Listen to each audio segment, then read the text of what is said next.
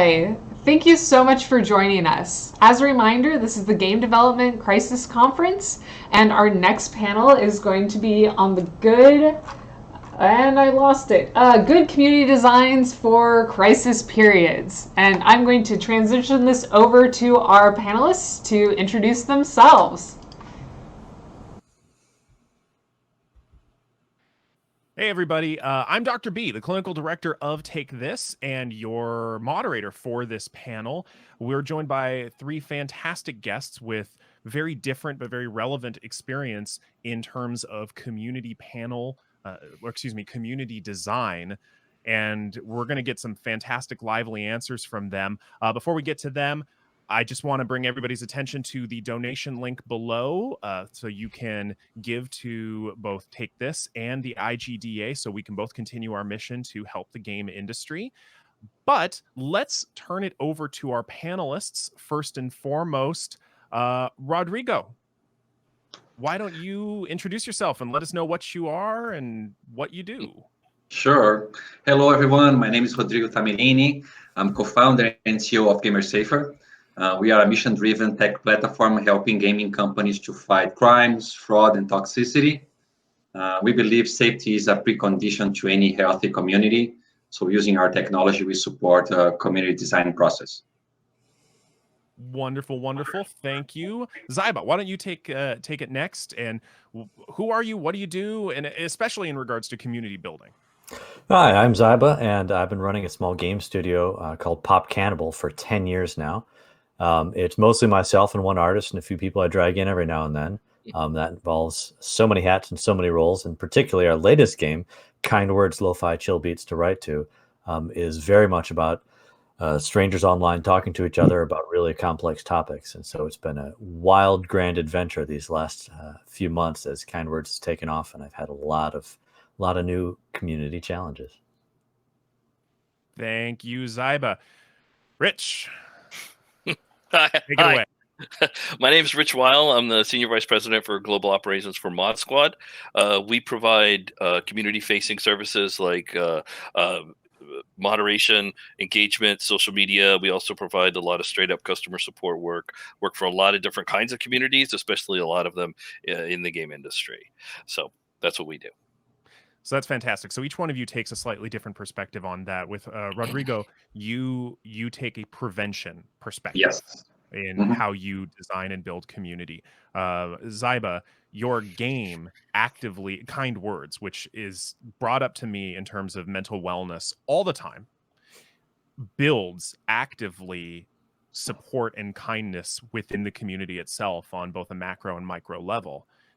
And Rich, you take the perspective of training moderators to go out and take a customer service approach of helping all sorts of companies. That's fantastic. Before we get into the actual nitty gritty of the design and your thoughts on it, how y'all doing? This is a tough time right now. We're all in crisis.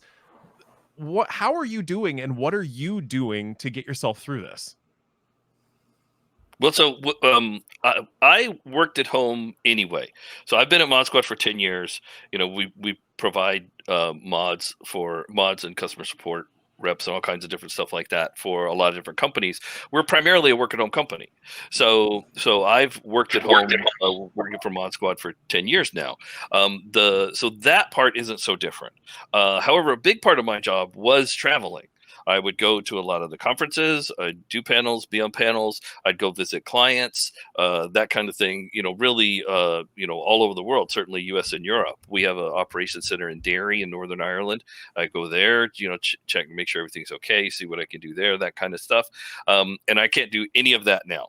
So I never quite realized how that component of my job kept me from going stir crazy until now.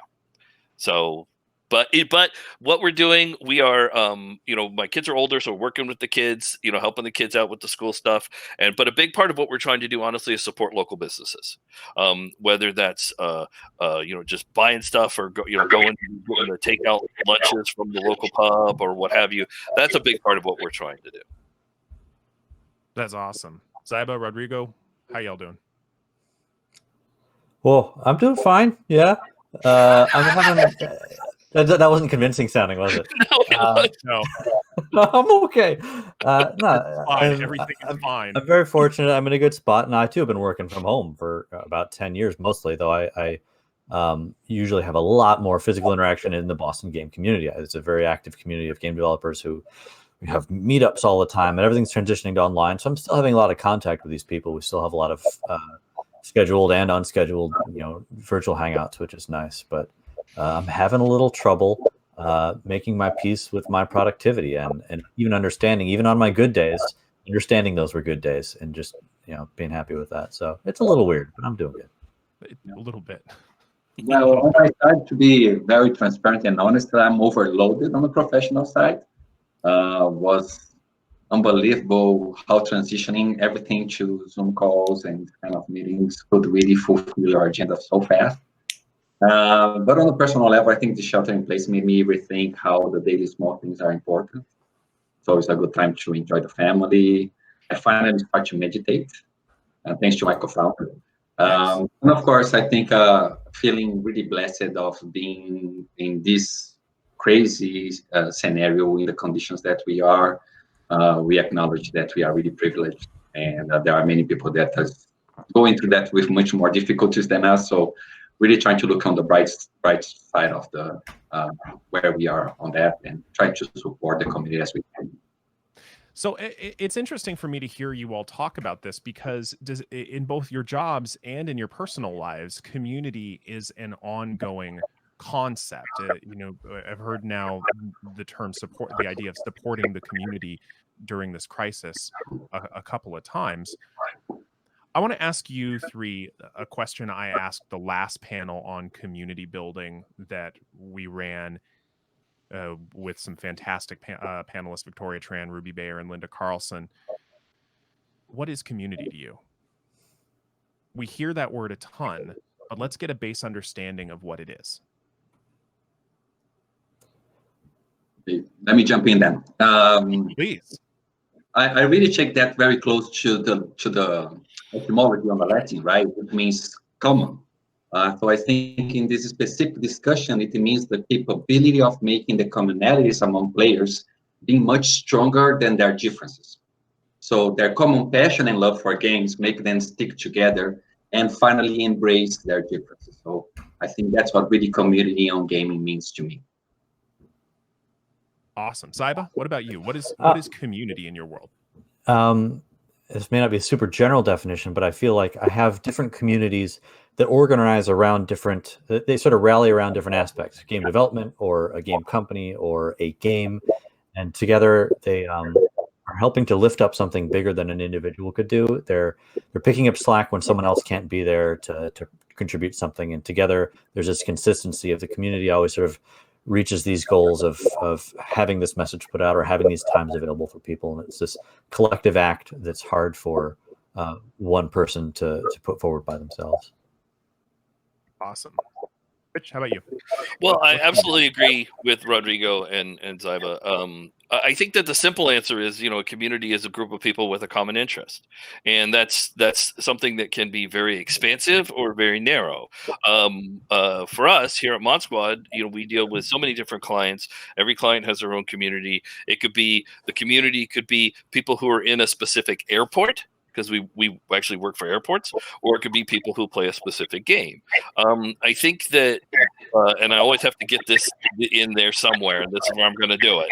I think that one of the most important things about community is that it's not about a company talking to its customers or players or what have you. It's about them talking to each other, and that's what you really want to foster. So that's kind of one of the mindsets we take to it. Okay, that's fantastic. I think one of us has a little bit of echo going on. Rodrigo, I think it might be you. If I might ask you to mute. Better now? Oh, there it is. That's much better. Thank you so much.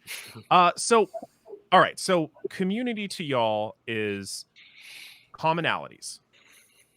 It can be a big group of people. It can be a small group of people, but a person can belong to multiple different communities, multiple reasons, multiple commonalities. and they can rally around multiple ideas. So with all of that diversity, not just in terms of people, but commonalities, what's different to you between community design versus community building? Well, I think that it's just it's different for everybody, of course. But I mean, design is the planning stage, right? So Right. it's the difference between acquisition and retention in some ways, I think. So design is super important, and having a strategy and documentation and all that professional stuff around community management is super important, and it's part of the design aspect of having a community.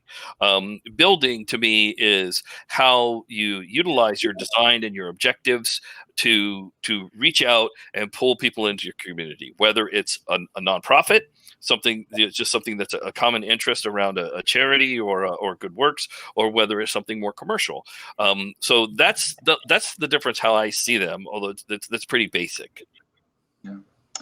Well, I'll add on top of your comments on the design perspective, Rich. The scenario it really starts, it's like at the foundation, as you mentioned, right?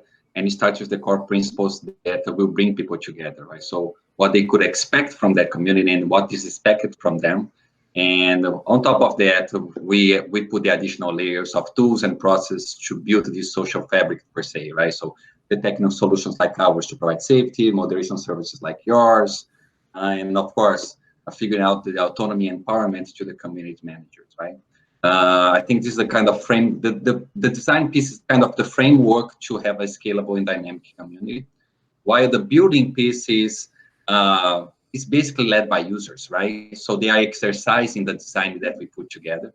So I usually say that we as an industry, we are not gods, we don't build communities, we just foster the users to build communities by themselves. And we are here just to try to understand and support this path. Yeah, I think there's a lot of, particularly in my recent experience, the difference between the plan and the execution, where we have the game, Kind Words, and all my previous ones. They sort of get people to approach the community, whether it's the forums or Discord, from a different direction. And what I put out there as a game is a magnet that's just going to pull in certain types of people in certain moods with certain different approaches, and then they land in the community. And at that point, that's when it's very different than the designs are done, and now we're here with an actual community that needs to deal with, well, I made a game that is going to bring people in. My previous game was physics-based and about sailing. And so it brought people in who are going to have these, they're not there to talk about their feelings. They're there to talk about physics. And that's where design has influenced what I now have to do with these people who've arrived. Well, and I know that's something, Rich, you and I have actually talked about at a different time, not on this panel, the idea that the genre and style of a game influences the kind of community that it fosters, as several of you have put. And so, Ziba, I'm really curious about, was Kind Words, did it foster the kind of community that you expected?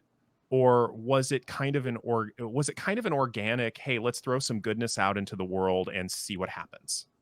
I did not expect people to play Kind Words. That's the heart of it. Yeah, no, Kind Words was a quickly made, with heart and whatever skill we could put into it, but a quickly made art experiment that we expected a couple thousand people to play, and maybe you'd get a message once every week or so. No, we didn't expect we're over 1.7 million messages exchanged now in Kind Words. For those of our audience who may not be as familiar with Kind Words as I think they should be, what is it? It's a game about where you anonymously exchange letters with real people online. You write about what you're worried about, what's stressing you out, and then you read everybody else's worries and fears and respond to them with either advice or just sympathy or acknowledgement, and you trade stickers, and that's the whole game. How many million people now playing it? Letters, 1.7 million messages exchanged. Yeah. That's fantastic. That's like absolutely fantastic. And so you didn't expect that to happen.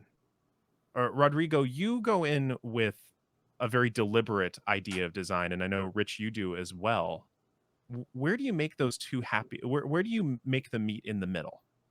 Well, I think that I was gonna to build on what both Rodrigo and Ziva said. I think that these aren't two separate things. These aren't two things that live separately. How you design and strategize around your community is how the community is either going to build itself, or how or you're going to build it, or a combination of both. When you're doing design and development on the kind of tools that your community is going to be using, the place where they're going to live, for lack of a better term, you have to take into account, how are people going to pull other people in? What's a mechanism for that? What is there rewards for that? All kinds of stuff. You have to think about all that in the design phase. And so these are two things that go hand in hand. Obviously, there's plenty of situations where a community can be, force built, for lack of a better term, through marketing or dollar spend, Google search, search engine optimization, all that kind of stuff, right? You can do all that, but you have to think about all that during the design phase. Pulling in these people, how is that going to work? And it's not only just technical, but it's also from the perspective of if we're going to let the community build organically, build themselves, that's one way you're going to approach communicating with them. And if it's like, no, we're just going to throw a bunch of people in there, some of those people won't even know why they're there, when they show up, that's a whole different way of community management. So, but the two are absolutely intertwined. So, Rodrigo, how does your company go about managing something like that with this idea that, yeah, you can plan, but what's that old axiom that all battle no plans plan are survives forgotten. first contact Right. with the enemy. Exactly. Well, yeah, I think the key point there is on the design stage, right? You always have to consider the worst case scenario. That's the point. I think that's a problem on some designs, that people just are looking just for the bright side of the community, right? Don't really see the risks around it. So let's consider the worst case scenario, and we really need to make like a detailed risk assessment. Of course, we cannot boil the water and solve everything up front, but I believe that having something, this 80% preparation and plan, meaning tools, resources, and training, right? It's important. And you have to leave 20% of improvisation and flexibility, because yes, communities are dynamic, and we live in a dynamic society as well. So making sure that you're providing autonomy and empowerment for whoever is managing that audience is super important. But anyways, making a proper risk assessment, it's important. And of course, there is a different grades of severity of challenge that we face with communities, making sure that whatever is more severe is fully cooked and prepared. So how do you do that? I mean, obviously, you're talking about planning for the worst case scenario and putting a substantive amount of effort into that sort of thing. But how do you plan for something as unexpected as a global pandemic? How do you prepare your community proactively for literally what is unexpected? And any one of you can answer. Obviously, there's an easy answer to this question, which is why we're all here. It's Ziva's turn to go first. Oh, just throw Ziva under the bus, why don't you? Yeah, no, I didn't even plan for anybody to play my game, much less for it to be played in these circumstances. It's a big, it's good. So the game visually, it's one person sitting in their room, and you can never leave the room. It's far too perfect and on point. And so part of this is just stumbling in. But to Rodrigo's point about planning for worst case scenarios, I mean, that's a lot of what shaped Kind Words itself. In some sense, Kind Words is a game about talking to people that is structured as best as it can to prevent community from forming. It's a game it's designed to not let organic changes in how people talk to each other happen. It's about railroading these communications into these satisfying but really constrained paths that are a safe limit. Because the first questions I get when people say Kind Words is a game where you just write whatever you want to strangers online, and people say, well, it's going to be destroyed by trolls in a minute. And it's not. In general, that's because 97% of our messages are on point and on target, and 2% are just off topic, and 1% are trolls. But it's those 1% that are that generally blow up the internet. 1% in most structures is enough to destroy a conversation, and that's why kind words is designed to have these really harsh limits on the ability to reply and about identity, and that has made it very possible for us to single out that 1% and keep it really structured and positive. And so it does work, and it's working in this quarantine times, but it's a wildly restrictive set that just can't be applied everywhere else. Yeah, So see, that's our winning approach. You designed with the worst case in mind, but the worst case for you is that they do anything except what you want them to do. Yeah. So which is, that's fine for what you're doing. That's exactly what you want to do. So the worst case can be, this little thing over here, or it can be everything except this. So that's, I think that's brilliant, absolutely brilliant, because that's a great example of designing for your community, designing for what you want to accomplish with your community. From a worst case scenario perspective, I mean, ModSquad lives in a country called worst case scenario. That's not, so much of what we do is based on either preventing or helping alleviate issues that have occurred, right? So we've had so many different crisis situations over the years with clients that we've helped, that clients have come to us because they're in a crisis situation. But how you plan for them? I mean, there's a lot of different kinds of contingency plans you can have. I mean, I think the most important thing is to think about it in advance. Now, it's almost impossible to know what that's going to be, and it can take many different forms. We've seen worst case scenarios where it's where a community has essentially gotten control, or a segment of a community has basically gotten control of the community by they have access to admin tools or what have you, and so that's one kind of disaster. And they're very hostile to the developer or what have you, or the community owner. And then another kind of worst case scenario is, the client did something that is fostering a full scale revolt. We've seen that many times in the game industry.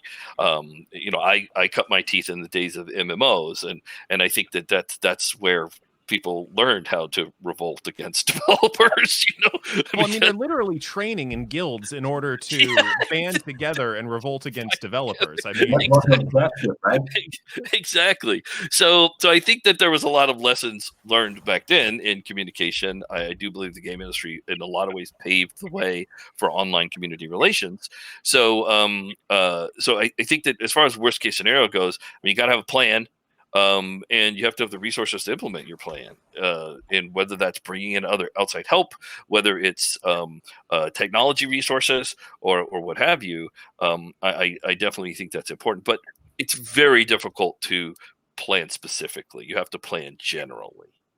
Yeah. So how do you do that? Every one of you has a different focus when it comes to your level of preparation that your companies do. Rodrigo, you've talked very specifically. Yes, I think I'm probably on our side. We are doing things that are slightly different from most of the industry trend.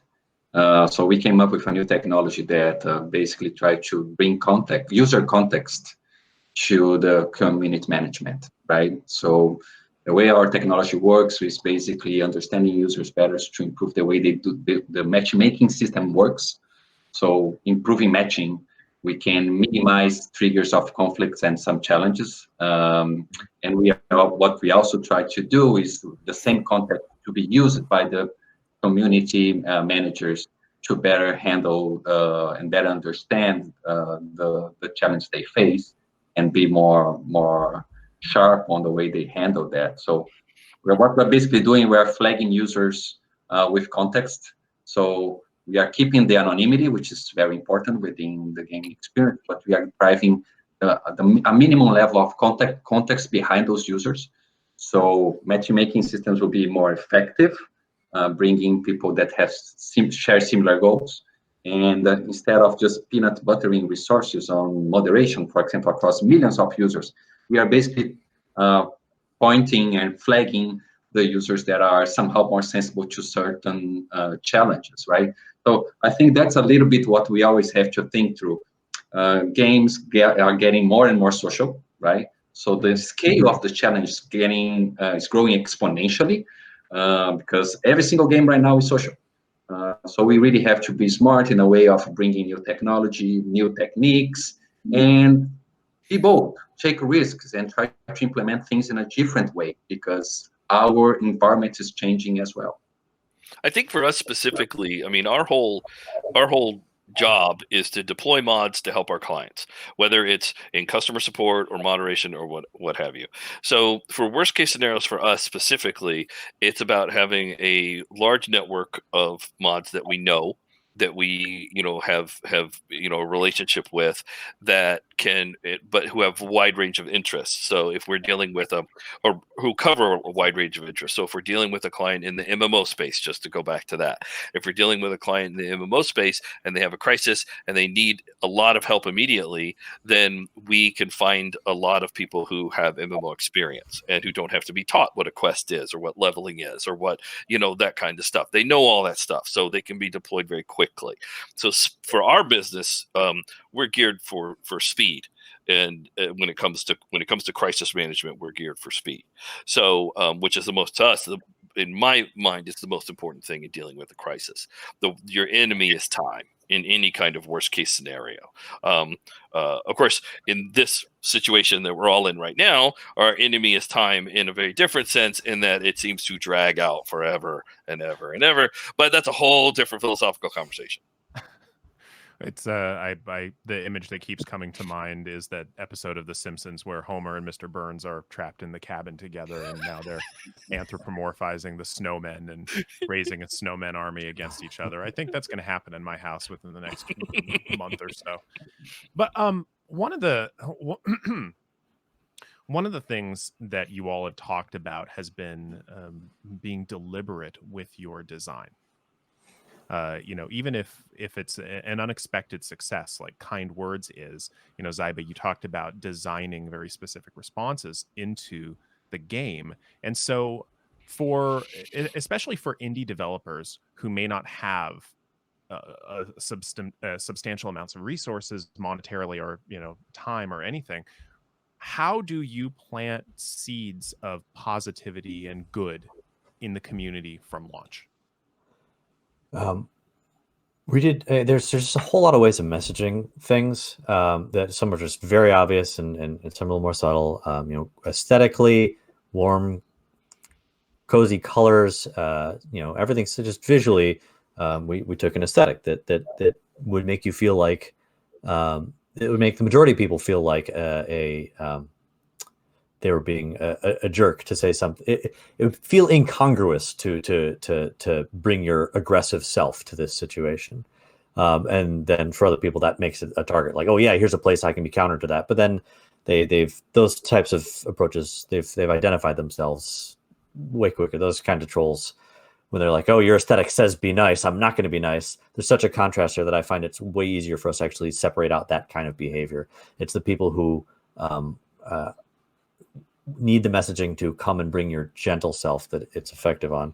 So rambling. The other one of the few little tricks we did with Kind Words is and I read a study a while ago that said if you have somebody sign a document before at the front page instead of the back page, they're more likely to uphold the contents of it. And so when people start Kind Words, we ask them to promise to be nice and to type in their name. We don't say it's a signature, and the truth is we never store that anywhere. It's not even written to their own hard drive, and they don't send it to us. But we have people type in their names when they start the game. And we don't say it's going to us. We just say type in your name. And that clearly weighs on people. And I get emails every week from people saying, I typed in the wrong name, or I want to change it, or it's not like, don't worry, it was all a game. We just wanted you to take it seriously. Your name never went anywhere. But that I think really helps people take seriously what they're about to approach into. Well, and it also strikes me as a colleague of mine wrote a fantastic book I think everybody should read called Getting Gamers. It's about the basic primer on the psychology of gamers, and he's got an entire chapter on the effects of anonymity on problematic behavior. It's just fascinating how giving a name to things can affect people's behavior, as well as peer groups. And you've talked about this, Ziba, of having a cohesive peer group of people in your community who are trying to do good. How do you all find that essentially the tone of your community members either mitigates crisis or amplifies it? I had a really interesting. So I have a Discord, that pairs with kind words. So the people who really attach to the idea of kind words will come into the Discord. But that's where sort of all rules of the game are broken, because you have a consistent identity. You can say whatever you want, and you can start an argument with somebody and get in a fight. And we had someone come in to the community, and they started. They were clearly both in a bad mood, and they were going on about a lot of anti-LGBT.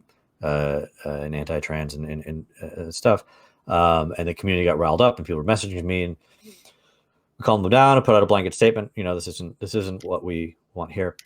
A couple weeks later, this person comes back in to the chat, because I didn't ban them. I think banning generally causes more problems than it solves. They come back in and they start to say something, and someone else is like, "Hey, you were that person who said those things last time that we didn't appreciate." And another person just came in and just sort of played this weird role of like loving stepfather or something. This other user just wandered in and was like, "Hey, sounds like you're having a rough day. What happened to you?" And like, "Hey, yeah," also, and just sort of like giving into his life story. And he just sort of like, suddenly I was watching like a, I don't know, Big Brothers Big Sisters session just happening there. And sounds like it was amazing how coming in. Yeah, and they just talked in this chat, like in the public chat room, for like an hour, just swapping life stories and stresses, and this and that person hasn't been a problem, hasn't caused friction for the community since. I don't know. It was amazing to see how one person's sort of forgiving, or even just ignoring what they're talking about and saying, "Let's really just talk about you." How that tone just turned that situation, which was clearly going off a cliff, just turned it around. God, it's fantastic. So in this case, the consistent tone of the community self-regulated the behavior that you didn't want to see. It was just, and I mean, it's a lot of credit. I can't credit the community as much as I can credit this one person who I would call the hero here, who just they approached the human. They didn't approach what they were saying. Everybody knew this person was saying stuff that was aggravating and upsetting to a lot of people. And they didn't approach the content of what they were saying. They approached the person who was saying it to try and relate with them. God, it's fantastic. Well, I do think that consistency of tone is important. We have to remember that these communities, no matter what they are for, are not the membership's entire life, right? It's something they're doing as an activity. And so they like to humans in general, like consistency in those kinds of matters, like in certain activities. If just even IRL, if you're a hunter, you like things to be considered. You like to know where the deer are. If you're a fisherman, you like to know where the fish are. If you're a tennis player, you like to not necessarily play against the same people, but play against people with a consistent level of skill, so you kind of know how it's going to go. With game communities, a tone could be consistently what some people would think is hostile, but it's consistent and it's what people expect and it's what they realize. I once was community manager for a very PvP oriented community, and the most annoying people in that community were the ones who were super happy and bubbly. They were super annoying in that community. That's not what that community was for. That community was for bragging, trash talking within limits, bitching at the developer, and that's what that was for. And and talking about better ways to level, right? So that's what that community was for, and that's what people expected, and that's what they enjoyed when they were there, right? So I do think consistency of tone is super important, and because that's what people are there for. Gives predictability to things, which gives more enjoyment. Another real life example is I don't know how many of you people, I live in this neighborhood and we'd have the whole next door thing, where it's the next door. It's a geographically oriented, essentially a message board, right? And it's this huge thing. It's all over the country, right? But so it's an interesting psychological experiment with this in mind, this consistency in mind, because it's usually like, hey, folks, please don't leave fishing line around the pond, and hey, I found this cat, and that kind of stuff. And then you have people come in and they go, full bore political on something. I mean, like full, the alt right or crazy left wing or whatever. They just go full, and it's so jarring to see that on something that's consistently something else that that I think it bears out the point. I think we have an additional challenge, right? You're seeing the popularity of some platforms and how diverse the audience could be. So sometimes finding a common tone is hard to please all the community. That's why we believe that finding ways to sub-segment that and identify how to tailor the approach based on specific topics could be a good approach in order to address multi-million players communities that we have nowadays. I think this is slightly easier whenever we are discussing this in a segment or in a niche, but I think it's a slightly higher challenge whenever we are considering this in a large-scale community. Are there any either studios or companies that you think do that really, really well, like that have such a huge community but are able to segment the subsets of their community into discrete sub-communities that do their own thing and create a larger, more diverse community? I think that Wizards of the Coast is really good at it. I think there are a lot of companies that have different products that have different communities that do a good job at segmenting that. If you look at publishers as opposed to developers, I think that you'll see that a little more. I think Wizards, which has very different product lines, D&D for all of its combat is a cooperative game. Magic the Gathering is not so much, right? Or so I think that they do a good job at catering to these different communities, even though there's bleed over, right? I mean, there's a lot of bleed over between the two communities, but having some kind of expectations of, look, if you're talking about this stuff, you need to be operating in a certain way. If you're talking about this other stuff, it's different, right? So, and I think Electronic Arts has gotten a lot better at that over the years. They're great folks, and they of course have always had a huge challenge because they have so many different games, so many different communities. That I think that they've really put a lot of effort into that over the last few years as well. It's been impressive. And just to add on top of that, right, it's interesting to see how those companies are able to properly manage the channels they handle the community, not only what happens inside the game, but they are smartly adapting to new social media channels, and by doing that, they automatically are able to better segment the tone and better segment the audience and do a better approach for that community. So if you see their tones in one app, in one social media app, it's slightly different from others because the audience varies as well. So a pretty smart move. Now, I'll admit, I'm sorry, Ziva. Hold on. But I'll admit that, I'm not watching the chat, right? So I'm not even on the Twitch channel, so I'm not watching the chat. So if anybody said I was a lunatic for bringing up Electronic Arts as a positive example of community, let me tell you this: it's really easy to pick out individual, points of failure, right? You're going to have those in any community of any size. You're going to have those over and over and over again all the time, right? That doesn't define the effort that somebody is going into fostering a good community. It's a much bigger picture than that. So I just want to get that out there. Sorry, you're bringing up another really good point that I'll address after Ziba chimes in. Well, this is my area. I'm on the small indie side here. It's a luxury for us when it's a grand victory when an indie friend of mine gets big enough to hire a community manager to manage their one community. Yeah. Well, I actually have a question for Ziba because because you probably know. I mean, you're really dialed into the the indie community and indie game development community. What is a good example of a great indie community? I actually have one, but I wanted to know what you thought. Great community.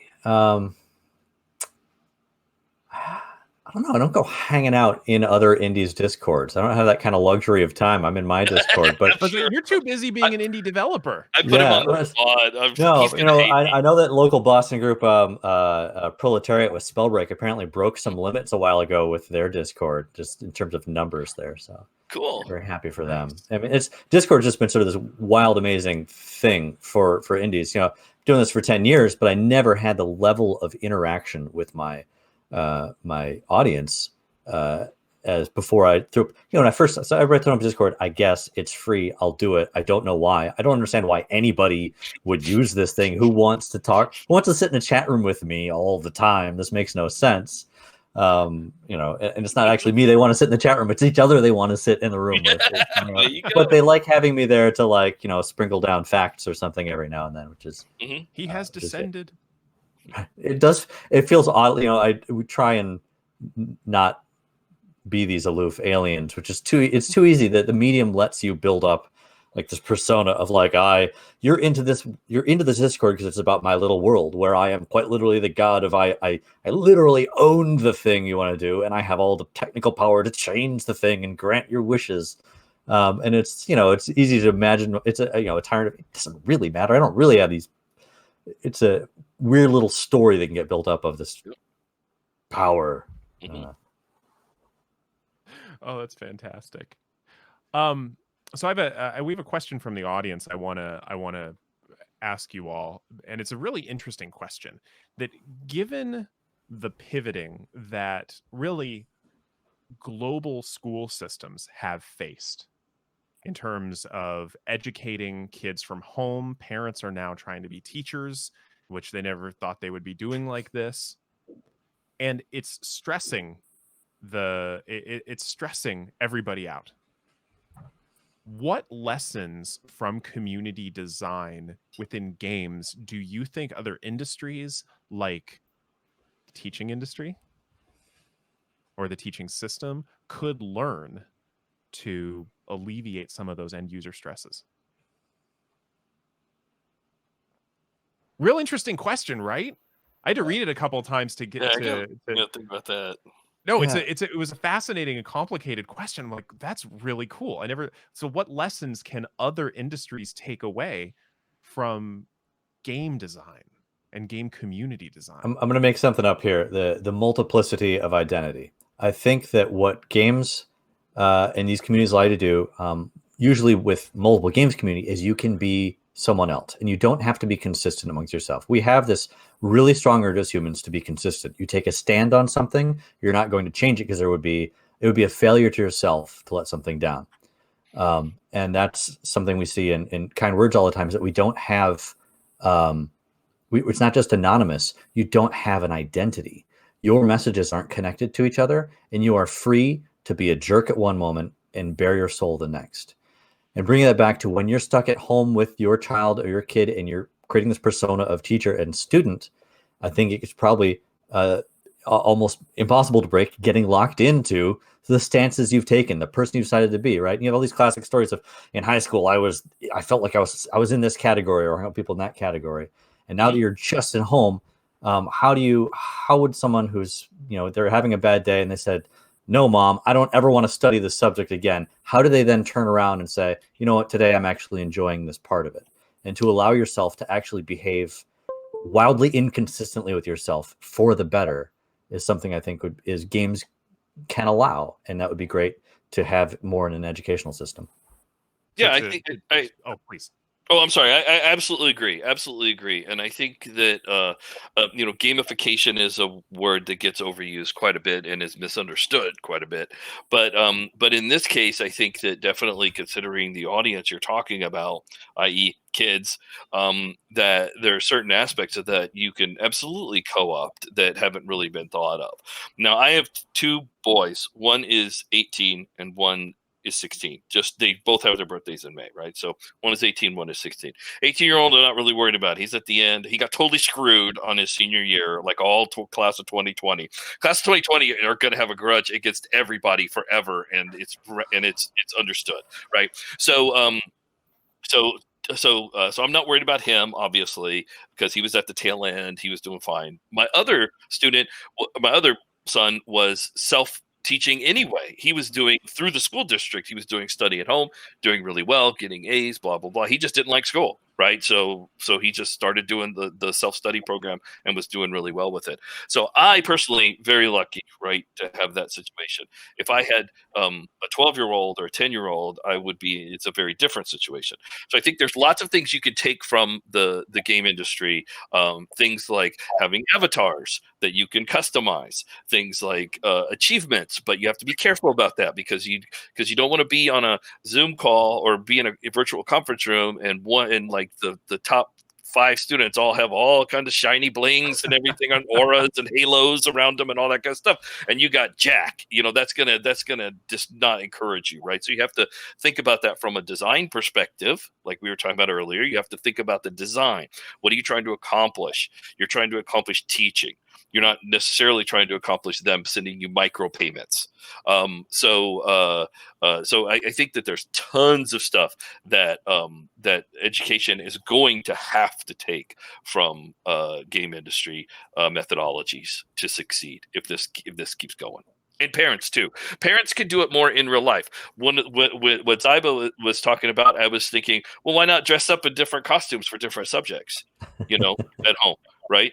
If the parent has to be the teacher and the kid has to be the student, well, why not do different costumes for different subjects? To enhance that multiplicity of personalities, right? So those are some things that were popping in my head. That's so cute. Oh my God, it's amazing. Rodrigo, what do you think on this very complex question? Well, Before I think what we have to think is life is like an MMO game, right? It's an MMORPG, right? The experience is driven by everybody within the experience. So I think that what we have to transport back to our realities on that is on the educational systems, everybody's responsible for. So if you have the mindset that you have to go to school and everybody will teach you everything that you need to know and you'll be successful in your life based on that, that's a big mistake. So we really, like a MMORPG, everybody contributes to the experience. So everybody has to acknowledge that responsibility. And this goes back to the foundation of what a community design it is, right? So what is expected from what can you expect and what is expected from you. So I think we really have to change the mindset of everybody's really part of building a great experience. It's not a one-way communication tool. It's not like just a download, right? It's a download and upload of things and contributions that will drive us to a different results on the educational system. So I think it's pretty old-fashioned thing that teachers will solve all the problems that we have as a society. So we have to ask kids to be better players within their academic environment. We've got to be good party members we got to raise good party members as students. I love this idea. So we've got just a couple of moments left. And the question I like to ask all of my panels is that if the audience members could take away one brief point from this whole thing, what would you want it to be? What's the one takeaway you want them to have? Well, let me start here. Please remember that safety is a precondition to healthy communities. Good enough is not good enough, right? You have to aim high on your standards for safety in the sake of your community and for other human beings. And of course, always feel free to reach us. We love to make assessment support and get you to know our cool tech. That's awesome. I would say that if I haven't made it obvious already, it's how much while like I said, 1% of bad behavior can drag something down. When a community member comes in and is helpful and uplifting and a rock star, it impacts everybody so much. makes my day, and illustrates just how much power every individual member of a community has. I would say that in the spirit of the subject of crisis is it's when there's a crisis that affects people across all walks of life, and you are a part of that, of course, but you have a certain specific community, whether it's a game or what have you, or it's a knitting group on somewhere. So really one of the important things you can do is to provide consistency, is to provide a safe place, as Rodrigo was talking about, to provide a safe place for people. That helps a mindset.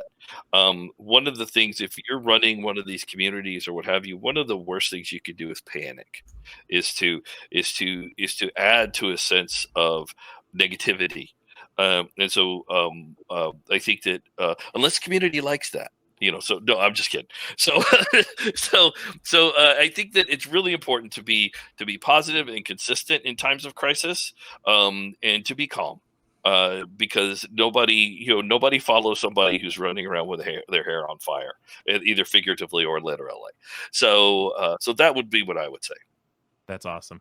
Well, thank you all for being here, and thanks to our audience as well for being part of this this panel. And the insights that we've heard are just absolutely fantastic. And if you are in the audience, please make sure to stick around for our next panel coming up about expats in isolation, moderated by Take This's executive director, Yves Crevichet. I'm certainly going to be keeping that one on in the background so I can listen to how everybody's doing. But Ziba, Rodrigo, Rich, thank you so much for everything y'all do. And where can people find you online?